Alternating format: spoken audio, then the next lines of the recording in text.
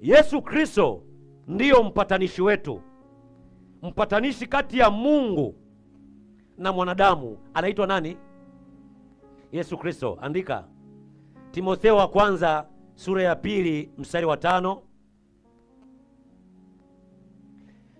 Waebrania sura ya 8 mstari wa 6, na Waebrania hiyo hiyo sura ya 9 mstari wa 15. Yesu Kristo ndiye mpatanishi kati ya Mungu na wanadamu. Bwana Yesu asifiwe. Agano la Kale watu walikuwa naomba katika jina la Mungu wa Eliya, jina la Mungu wa Ibrahimu, Isaka na Yakobo, kwa sababu wale watumishi wa Mungu walikuwa wanatumiwa kama vyombo kukaa katikati kama wapatanishi kati ya population ya watu na Mungu. Ila katika Agano Jipya hakuna Mungu wa masawe, na ukisema hivyo nikikukamata ninakushtaki. Sema amina. Katika Agano Jipya hakuna Mungu wa masawe.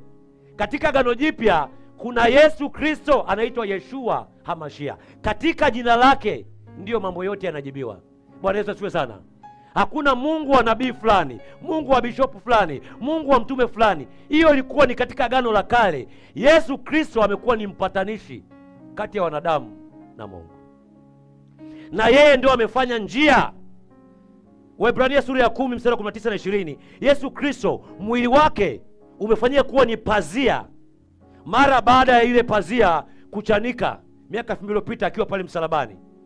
Pazia la hekalu lipochanika, ikimaanisha kwamba sasa wanaopasa kuingia patakatifu patakatifu katika uwepo wa Mungu sio makuhani tu. Biblia inasema Yesu Kristo amefanya kuwa ni kuhani mkuu, na kila anayemwamini amemfanya kuwa kuhani. Mwongee jina lako, mbie na wewe pia ni kuhani. Bwana Yesu asifiwe sana.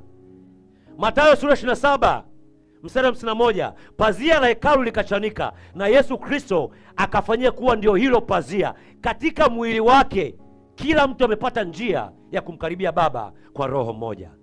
Waebrania sura ya 10 mstari wa 19 na 20. Ila habari nyingine njema ni kwamba Yesu Kristo yeye ndio njia na kweli na uzima, sawa sawa na kitabu cha Yohana sura ya 14 mstari wa 6. Waefeso sura ya 2 mstari wa 18 anasema katika Yesu Kristo sisi sote tunao njia ya kumkaribia Baba kwa roho mmoja. Waefeso 3:12 inazungumza hivyo hivyo. Waefeso 3:12, Waefeso 2:18 na kitabu cha Warumi sura ya 5 mstari wa 1 hadi wa 2.